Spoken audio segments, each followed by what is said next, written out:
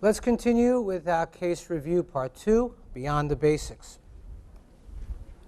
Remember, as we review our cases, we're going to focus on all the different components of the examination. We'll look at the grayscale images, incorporate the color Doppler information, as well as the post-Doppler waveforms and velocity information. It's important to integrate all the different modes so that we can resolve any discrepancies that may arise. Let's start out with a couple of basic cases. Here's a patient that presents with a TIA. And you can see from the image we have a focus of calcified plaque, narrowing of the lumen, and an eccentric jet. Let's sample along the course of the jet and see what kind of velocities that we get. In the stenosis, the velocity is 423 centimeters per second. In the distal common carotid artery, it's 93 centimeters per second. So according to all of our criteria that we just reviewed, the findings should be consistent with a greater than 70% stenosis. We have a velocity greater than 230 and a greater than 4:1 ratio. And in fact, we have a CT angiogram confirming the finding. Next case is a patient that presents with a history of weakness. And here on the video, we can see a very high-grade stenosis that's occurring in the proximal portion of the right internal carotid artery. You can see there's marked narrowing of the lumen and an aliased area at the site of the stenosis. And of course, as we sample over that area, we have a velocity measurement that's over 600 centimeters per second. Well, this becomes a very simple, straightforward case. We know it's a high-grade stenosis, but let's review the important physiologic features that occur proximal and distal to this high-grade stenosis. What I'd like you to be looking at is the difference in amplitude from the common carotid artery as we move the sample volume into the internal carotid artery. We could see that the velocities obtained in the distal common carotid artery are quite dampened. They're relatively low, and you could see that there appears to be at least a 10-fold increase in velocity or amplitude as we move from the distal common carotid artery into the stenosis. So there's a blunting of velocity proximal to the lesion, and then a marked increase in velocity as we move through the stenosis. What happens in the poststenotic area? Well, as we move through the lesion into the poststenotic portion of the internal carotid artery, we see that there's a very disorganized, turbulent, shaggy waveform. This is the poststenotic turbulence. You'll notice the velocities have gone from about 600 centimeters per second to about 80 centimeters per second, with marked disorganized flow, which is essentially bidirectional. In other words, as the red blood cells shoot out through the stenosis, they start to spin around in the poststenotic space. They lose energy, they lose pressure, and they lose velocity. And again, this is a very key component and an essential feature of a flow-reducing stenosis. So no matter what arterial system we interrogate, we look for these features to allow us to diagnose a significant pressure-reducing lesion. Again, reviewing the waveforms, we have low velocity, high resistance in the prestenotic area proximal to the lesion, high velocity flow with spectral broadening in the stenosis, and then the disorganized bidirectional poststenotic waveform. Now, what happens distal to the poststenotic waveform? Well, we start to have reorganization of the flow pattern.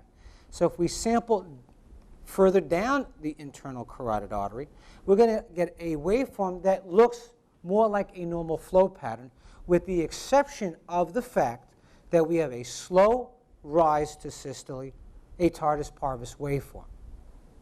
This TP-shaped waveform tells us that we have a lesion proximal to that sample. And we'll see how important that can be when we have a difficult time isolating a stenosis, and the appearance of the poststenotic signal and the tardus waveform allow us to make a specific diagnosis of a proximal lesion. As I mentioned earlier, it's very important to be able to distinguish a carotid occlusion from a severe stenosis. And sometimes that can be a difficult thing to accomplish. It requires excellent visualization of the internal carotid artery. We also have to increase the color flow sensitivity so that we can make sure that we're sensitive to very slow flow. We improve the quality of the color Doppler, we use power Doppler, and of course we check with spectral analysis. When there's occlusion, as we mentioned earlier, we'll see a high resistance waveform in the distal common carotid artery. It may even show a biphasic pattern because of reversal of flow. And we typically have low velocity flow proximal to the occlusion. Let's take a look at this case. This patient presents with a stroke, and the technologist brings an image to me for review. And here's the image from the distal common carotid artery. Here's the area of the internal carotid. The question is this an occlusion? Is it a stenosis? Is there some sort of artifact there that prevents us to see what's going on in the carotid artery? Or I'm not sure, I'm just going to order an MRA. What do you guys think? Sure, it looks like it could be an occlusion because we don't see any flow in the distal portion of the vessel. But what do we notice here in the distal portion of the common carotid artery? What happens to the flow signal? It gets brighter, right? It looks like velocity is accelerating. There are high velocities here. Can that happen with an occlusion? No. Typically, you have lowering of velocities before an occlusion. The fact that we have increasing velocities suggests that there is some runoff there. We're just not seeing it on the image. So this should represent a stenosis. How do we sort this out? What can we do to improve the quality of the study? We can use power Doppler, right? And another thing we can do is pulse Doppler to see what the velocities are at that point. Here's the power Doppler image, and we can see that there is poststenotic dilatation in the internal carotid artery. So it is in fact a high-grade stenosis. How come we don't see this on the color flow image? Well, because blood flow in the poststenotic area is relatively low. It's further away from the transducer, and it's just not detected on the color display. Power Doppler allows us to see it because it's more sensitive to the lower velocities. Now, of course, now that we're able to better define the stenosis, we can place the sample volume in the lesion, and we can see that the velocities in the stenosis are about 400 centimeters per second. Here's another example of a case where we don't see any flow in the left ICA. In this particular instance, we see the left ICA a little bit better. We can see where the vessel should be, and yet we see no flow within it. So again, we're going to go through the same thought processes. We're going to optimize the color Doppler to look for flow in the internal carotid artery. We can use power Doppler, and we're going to check with pulse Doppler. Here's the waveform from the left common carotid artery, and what are the clues here that we have an occlusion? We have relatively low velocity flow, particularly in diastole, and we even see a little bit of reversal of flow, suggesting there's high resistance due to distal obstruction. And of course, we're going to interrogate the area of the internal carotid artery, and when we do so, we don't demonstrate any flow on our display, consistent with an occlusion. Here is a patient that was sent with a history of left carotid disease. Here we're looking at the right side, and the right side looks good. Here's the internal carotid artery. We just see a small amount of plaque there. The color pattern is normal. The velocity in the distal common is 96 centimeters per second. And as we move into the internal carotid, we get an increase in velocity up to about 190 centimeters per second. So it's almost a doubling of the velocity, suggesting maybe there's up to a 50% stenosis there. As we look at the left side, the side that the patient had a lesion on an outside study, we notice that as we move through the common carotid, there's abrupt termination of flow with no flow seen in the internal. The peak systolic velocity in the common carotid artery is low. It's only 34 centimeters per second. There's increased resistance on the waveform, again, suggesting that there's a distal obstruction. As we move into the internal carotid artery and we sample there, we don't demonstrate any flow. We do see one vessel. We see the external. And the velocities are also elevated in the external carotid artery, where we are able to demonstrate a temporal tap to confirm that we're sampling the external carotid artery. So as we interpret the case, we say to ourselves, well, looks like there was almost a 50% stenosis in the right internal. That's confirmed at MRA. And we didn't demonstrate any flow in the left internal, and that's also confirmed on MR. So again, some of the clues, besides the fact that we didn't see any flow in the left internal, the waveforms obtained from the distal common showed low velocity and high resistance. And that brings us to our clues for advanced interpretation. We look for signs of distal obstruction or inflow lesions, which are particularly important when we don't see the actual lesion. So clue number one, when we're concerned about outflow obstruction or a distal lesion, we look for waveforms that show a normal rapid systolic upstroke, an early systolic rise, but very high resistance. So blood flow can get into the area, but there's obstruction further down. Low velocity, high resistance. This case illustrates that point. Here's a patient presents with dizziness. Here's the sample from the distal common. Everyone in the room should recognize that's an abnormal waveform. The peak systolic velocity in this sample taken from the distal common shows a velocity of 54 centimeters per second. It's on the lower side of normal. But even more impressive than that is the loss of flow in diastole. That suggests there's some distal obstruction. And one of the ways to confirm that is to look at the contralateral side. If the left common is normal and you see this increased resistance signal on the right side, there should be some form of obstruction distally. So by analyzing it, we see that there is a rapid upstroke, but there's decreased diastolic flow and low velocity flow, suggesting distal obstruction. Here, as we move further down in the vessel, we see that there's plaque filling the internal carotid artery. We don't see any flow. We confirm it with pulse Doppler. And if we choose, we can get a correlative study to show that there is an occlusion. The key here is how well do we see the ICA?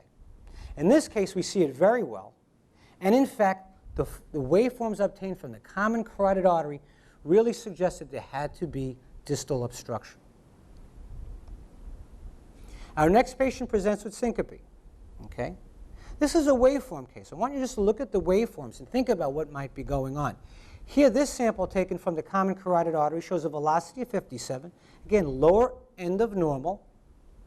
And we see some diastolic flow, but it looks a little bit diminished. As we move into the bifurcation, we get high velocity flow in the external carotid artery, over 300, but just thump from the internal carotid artery. Again, it really depends how well you see the ICA to distinguish between a stenosis and an occlusion. In this case, we're fairly certain that there is an occluded ICA. We don't really see a waveform, just transmitted pulsations, and we confirm it with arteriography. Because again, it is so important to make the correct diagnosis to distinguish a severe stenosis from an occlusion. All we see on the arteriogram are branches of the external carotid artery. This patient comes to the lab with a history of a CVA. Now, as we study this right carotid, we only see one branch vessel. Okay, here's the common. You can see there's some intimal thickening. Here's the one branch that comes off, and you can see there's aliasing there and calcified plaque. So it's clearly a diseased vessel, likely with a high-grade stenosis. And here's the calcified plaque in the shadow. So if there's only one vessel coming off, which vessel should it be? Usually the ECA. It's the ICA that typically occludes, unless there's been an intervention. Now, what's going to help us here? We're going to look at the transverse views, okay? Because if we're only seeing one vessel coming off, we want to make sure that we survey the area that we're not missing the second vessel. So we look here, we see the vein, we see one vessel, which we think might be the external, and here we see the area of the calcified plaque and the shadow where the other vessel is. Again, we're considering it would be the ICA. So let's sample. Here is the velocity waveform from the common carotid artery. What do we notice? Very classic. We have a velocity of 43. It's low. We have a rapid systolic upstroke, means normal inflow, and increased resistance, abnormal outflow. Okay? So right there, even without seeing any more, you got to think to yourself, the ICA is severely diseased. I don't see it. It's likely occluded. Now, the vessel that we do see shows this type of flow pattern, very high velocities, and you notice how diastole tails off. And at this point, you do the temporal tap to confirm that you're looking at the external carotid. Here's the contralateral side. Here we see that there's thickening and there's plaque, but the bifurcation is wide open. Here's the internal, there's the external. Doesn't look like there's a significant stenosis.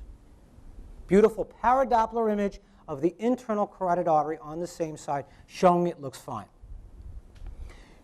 Now, if we look at the velocity measurements in the common carotid artery, we know that they're somewhat elevated, 108 and 109 centimeters per second. Very different from the contralateral side, where the velocities in the right common were around 40 centimeters per second. Again, that discrepancy is very important. It means that there's resistance to flow on the right side, whereas we're having no resistance to flow on this side. In fact, the velocities are somewhat elevated. What about the internal? Internal, as we said, looked good. The velocity is 104, right in line with what's going through the common carotid artery. So in putting together the case, the left side looks good. The right side, we didn't see the internal carotid. We saw a stenosis in the external carotid artery, and that's exactly what we see on the MR arteriogram. There's the tight stenosis in the external. The internal is gone, and the left bifurcation is fine. Again, looking at specific clues for obstruction are very, very important. Let's go to clue number 2. We talked about outflow obstruction. Now we're going to talk about an inflow lesion. Okay? What if we have a lesion that we just don't see? How are we going to make a diagnosis that there's something wrong? Okay? When there's an inflow lesion, as we mentioned before, we see TARDIS waveforms. Okay? There's a slow upstroke. Looks like a TP-shaped waveform. The slow upstroke is the TARDIS component. The low velocities, because of the proximal obstruction, is the parvus component. And if you look at the waveform again, very, very characteristic, classic TARDIS waveform. Also notice that unlike when there is a distal lesion, when there's a proximal lesion, you have low resistance because usually the distal bed is ischemic, it's vasodilated, so there's no problem getting blood flow into the ischemic vascular bed. This is one of my favorite cases. Okay? It really puts those two concepts together. So I really want you to think about it. This is all about waveform analysis. This is what separates the men and women who perform high-quality Doppler ultrasound from the boys and girls who play around. Okay? If you can look at these waveforms and tell me what's going on, you've got it. Here's a 60-year-old with a TIA. Okay? First waveform is from the right common carotid artery. Normal or abnormal? Abnormal. What's abnormal about it? Several things. Let's look at the velocity. It's 22. Too low, right? What about the resistance? Too high. But the upstroke is fine. Where's the lesion? Is it an inflow problem or an outflow problem? Okay? Let's agree at one thing. Let's agree there's a problem. Everyone agree? Shaking your head up and down works for me. Okay? All right, so there's a problem. So we have to decide, since we don't see the stenosis or the occlusion here, we have to decide, is it a problem with blood flow getting in or blood flow going out? Right? So we have a normal upstroke, which means that blood flow has no problem getting in. We have high resistance, which means blood flow is having problem getting out. Okay. Here's the rest of the case. The external is on the top. The velocity is 168. There's the internal. The velocity is 45. Okay? That's all you need. Think about it for a second. And here are our choices. All right? Where's the lesion going to be? Is it going to be at the level of the aortic arch, the innominate artery, origin of the common carotid artery, at the bifurcation or distal ICA. To be honest, you don't even need the choices. You should be able to figure it out. Looking at the first set of waveforms, we said the inflow was okay. Agreed? Blood flow can get in because the upstroke is normal. So we've already crossed out the arch, the innominate, and the origin of the CCA, because the CCA has good inflow. So the only two choices left are the bifurcation and the ICA. Looking at the ICA waveform, which one must it be? The bifurcation. That's correct. And the reason is when you look at the ICA waveform, what do you notice? It's tardus parvus. The upstroke is abnormal. So the lesion had to be before that. Okay? So whatever we're looking at is after the common, but before the internal. The only choice is the bifurcation. You don't even need to see it to know it's there. But of course we do see it, and we can prove it with the arteriogram. There's the lesion, right where we said it should be at the bifurcation. The waveforms told the story. Reviewing the case, there were high resistance signals in the common with a normal upstroke. This means there had to be outflow obstruction, a distal lesion. When we got to the internal, we saw low velocity, low resistance, tardus waveforms. It meant that there had to be an inflow lesion before that point. The lesion is between the 2 points. If you get it, then we've accomplished a lot here. Okay. Now let's talk about some exceptions to the rules. There's always exceptions, and they have to do with compensatory flow in patients that have high and low flow states. Let's get right to it.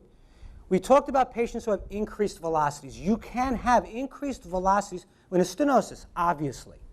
We talked before about having increased velocities if a patient has compensatory flow, which means high flow on one side when you have a contralateral lesion. We also said you can have increased velocities if you have a hyperdynamic state. Increased flow that may be due to thyroid disease or anemia, and we also routinely see high flow in younger patients. Let's take a look at this case. Right-sided stroke, clearly abnormality in the internal carotid artery here, all right? We see a very turbulent pattern. We see calcified plaque shadowing, all right? And when we sample the internal, the velocity is 438.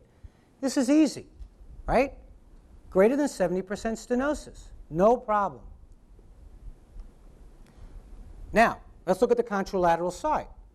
Yes, we look at the internal carotid and we see that there's some plaque. But the lumen looks wide open. And of course, when we do the study, we look not only at the sagittal view, but we move up and down the transverse plane to see if there's anything going on there. And you know what? We get the sense that it's just a wide open internal. Yet the velocity is 165. So what do you say? Is that greater than a 50% stenosis? It doesn't really fit, because it doesn't look like a 50% stenosis. And this is the other thing that we have to think about, is does all the pieces fit? If they don't fit, you have to stop and think about it. I don't see a stenosis. Why is my velocity elevated? Well, there's a reason. Number one, we know there's a high-grade stenosis in the left internal. The other thing we have to do is look at the velocities in the common. Okay? Proximal common is 142. Distal common is 157. Is there an increase in the internal? No. It's the same range. It's elevated throughout the whole carotid artery. So I don't want you just to pick apart one number and assign a category to it. You have to look at the pattern of flow. So we went from 142 to 157 to 165. There's no focal elevation. What we have here is compensatory flow. Increased flow on the side opposite a high-grade lesion. Okay? So we see it on the side, opposite the lesion. Elevated velocities are noted throughout the vessel. In this case, the peak systolic velocity criteria are not so accurate, are they? But the ratio will be helpful, because if we put 165 over 150, the ratio is essentially 1. It tells us there really isn't a significant stenosis there. Less frequently, you can even see decreased flow on the contralateral side. So keep in mind, funny things can happen on the side opposite a significant lesion. Okay, next case. This patient has a history of stroke. The right proximal is 191, very high. Now, we look at the common, there's intimal thickening there, but I don't see a really tight stenosis. The distal is 170, still high, and yet no stenosis is seen. So you're getting the idea here. We have high flow in the right carotid artery. How about the internal? 128. Looks wide open, even though the velocity is elevated, as is the velocity in the internal. So in actual fact here, we don't have any focal elevation of velocity, just high flow throughout the right carotid system. So what's going on here? We must have something on the other side. Let's check it out. Here's the left side. The velocity in the left proximal is 91. Left distal is 109. What's going on? What do we notice? What's wrong with the left carotid waveform? High resistance. And what does high resistance mean?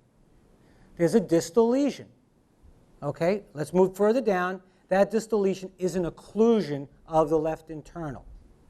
Okay, so it adds up. We have a left internal carotid artery occlusion causing compensatory flow on the right side, elevated velocities throughout the system.